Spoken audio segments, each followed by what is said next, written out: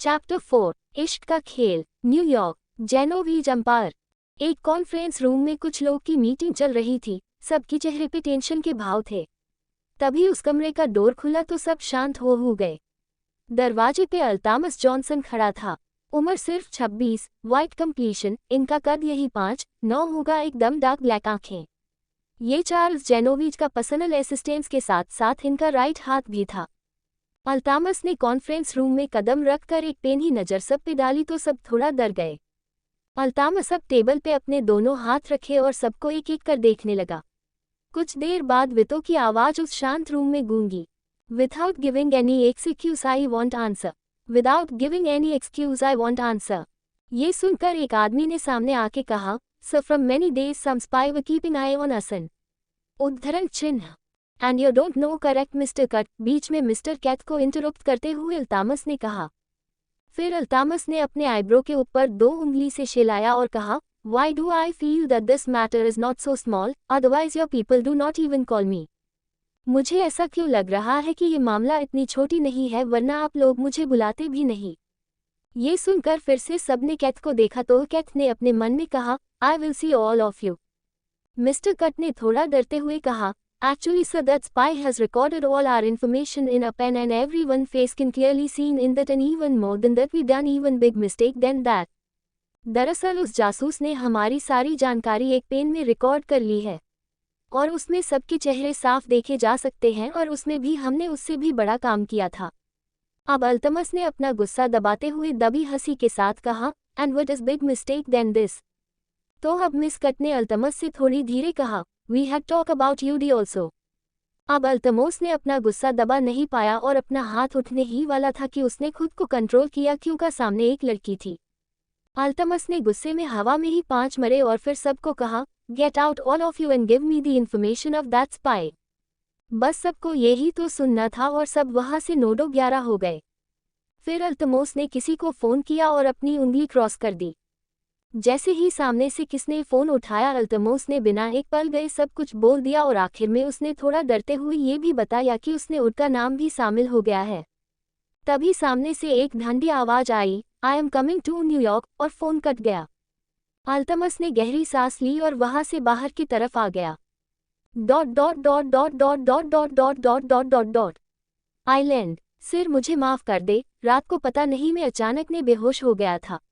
मुझे तो आज होश आया था तो पता चला कि किसने सिक्योरिटी तोड़ के आ गया है। एक 40 साल के आसपास का एक आदमी अपने सामने ब्लैक शर्ट और वाइट ट्राउजर पहने लड़के को देख के बोल रहा था। ये कोई और नहीं उज्ज्वल था। इनके गार्ड में से भी बहुत कम लोगों उज्ज्वल को देखा था और इनके बीच ऐसी अफवाह फैलाई थी कि वो बहुत हृदय था। सब लोग उज्ज्वल के सामने जाने से डरते थे। उज्ज्वल ने अभी तक उस सिक्योरिटी गार्ड से कुछ भी नहीं कहा था और इसी छुपी को उस गार्ड ने अपने लिए मौत मान लिया था। कुछ पल बाद उज्ज्वल ने कार्तिक की तरफ देखकर कुछ इशारा किया तो कार्तिक समझ गया और किसी को फोन किया। ये सब देख रहे लोग को लगा आज उस सिक्योरिटी गार्ड का आखिरी दिन है, और ये बात खुद वो गार्ड को भी लग रहा था। वह सर झुकाए रोने लगा। उज्ज्वल ने उससे देखकर अपने फोन पी में कुछ करने लगा। कुछ ही देर में वहां पे एक डॉक्टर आया तो कार्तिक ने उससे गार्ड की तरफ इशारा किया तो डॉक्टर ने उस गार्ड का चेकअप करने के बाद कार्तिक से कहा, वातावरण में बदलाव के कारण इनकी तबीयत खराब है तो कुछ देर रेस्ट करने के बाद ये ठीक महसूस करेंगे। ये बोल डॉक्टर वह से कुछ मेडिसिन देके चले गए हो। वह गार्ड तो पूरा शौक हो गया था। उसने नहीं सोचा था कि यह पे कुछ हिस्स होगा। उसने सोचा था कि उसकी इस लापरवाही की वजह से उससे पक्का कोई सजा मिलेगा। कोई और कुछ सोचा कि उन्होंने देखा एक और गार्ड उनके पास ही आ रहा था। उस गार्ड का नाम गरुड़ था। नाम की तरह ही उसका बिहेवियर था। किसने अभी तक गुरुद को हंसते हुए नहीं देखा था। गुरुद ने वहां आके अपने एक पैर पर बैठ के उज्ज्वल का हाथ अपने हाथ से ध्यान से पकड़ के अपने माथे से लगाया और बाद में ठीक से खड़ा हो गया। उज्ज्वल ने उसको बहुत ध्यान से देखने लगा, क्योंकि कुछ देर पहले उज्ज्वल ने अपने फोन से गुरुद को ही मैसेज किया था कि कोई उनके आइलैंड पे आया था या नहीं। गुरुद की आवाज शांत मगर किसी को हिलाने के लिए काफी थी। गुरुद ने उज्ज्वल को देख के कहा, बॉस, नॉर्थ साइड में हमें लग रहा है कि वहां पे कोई है।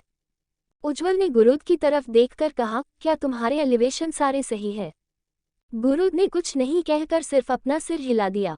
उज्ज्वल ने पता नहीं क्या सोचा और उस तरफ बढ़ गया जहां गुरुद ने बताया था। उसके साथ ही गुरूर और कार्तिक भी चलने लगे। जब उज्जवल उस तरफ बढ़ा तो कार्तिक और गुरु ने अपनी गन को लोड करने लगे, क्योंकि उस आइलैंड पर कोई इतनी आसानी से नहीं आ सकता था। पक्का कोई बहुत ही शक्तिशाली इंसान ही होगा जो वहां पर आया होगा। उज्जवल जब नदी किनारे पहुंचा तो उसने देखा जमीन पर कोई बेहोश पड़ा था। उज्जवल उस तरफ बढ़ने लगा तो कार्तिक ने सामने आकर कहा, सर शायद उधर खतरा हो सकता है, हम उधर जाकर देखकर आते। सबसे पहले कार्तिक आगे बढ़ने की लगा था कि उज्जवल ने उसे अपने हाथ दिखाकर रोक दिया। उज्जवल ने एक पहली नज़र कार्तिक की तरह डाली तो कार्तिक डर से पीछे हो गया। उज्जवल जैसे जैसे उसके पास जा रहा था वैसे वैसे उसकी दिल की धड़कन बढ़ रही थी। उज्जवल थोड़ा और पास जाकर देखा तो उसने दिखाए कोई इंसान है जो बहुत बुरी हालत में पड़ी है। उज्जवल ने उस इंसान को अपनी तरफ पलटा तो ये देखकर कार्तिक शॉक हो गया, क्योंकि वह कोई और एक लड़की थी। उस लड़की की हालत बहुत ही ज्यादा बुरी थी। कार्तिक ने जल्दी से उज्जवल के पास आकर कहा, बॉस से तो एक लड़की है। ये सुनकर उज्जवल और गुरु दोनों कार्तिक को बुरी तरह घूमने लगे। गुरु ने कार्तिक को तंज कसते हुए कहा, शुक्रिया हमें बताने के लिए, वरना हमें पता ही नहीं चलता कि यह लड़की है। इसके आगे दोनों में कुछ बात होती कि उज्जवल की आवाज दोनों के कान में पड़ी। कार्तिक कॉल थे डॉक्टर अक्षत राइट नाउ। अतीक ने बिना कोई पल गवाह जल्दी से डॉक्टर अक्षत को फोन करके उनके आइलैंड पर बुलाया। उज्जवल ने उस लड़की की नौकरी की तो पता चला कि लड़की अभी तक जिंदा थी, पर उस लड़की की न्यूज़ बहुत ही धीरे चल रही थी। कुछ देर बाद उज्जवल ने उस लड़की को गोद में उठाकर एक रूम में लगाया। डॉक्टर की पूरी टीम उस रूम में थी। कुछ देर में ही उस लड़की को ऑपरेट होना शुरू हो गया था। उज्जवल वालों से टिकर खड़ा था, वहीं गुरूर भी उसके पास ही खड़ा था, पर कार्तिक न जाने क्या कुछ सोचे जा रहा था। तभी अचानक कार्तिक को कुछ याद आया और उसने जोर से कहा, अवनी गोयल, प्लीज़ जो भी मेरी नॉवल पढ़ रहा है उससे लाइक और रिव्यू भी दीजिए। अगर आपको कहानी अच्छी लगे तो कमेंट भी करना और चैनल को सब्सक्राइब करना ना भूले।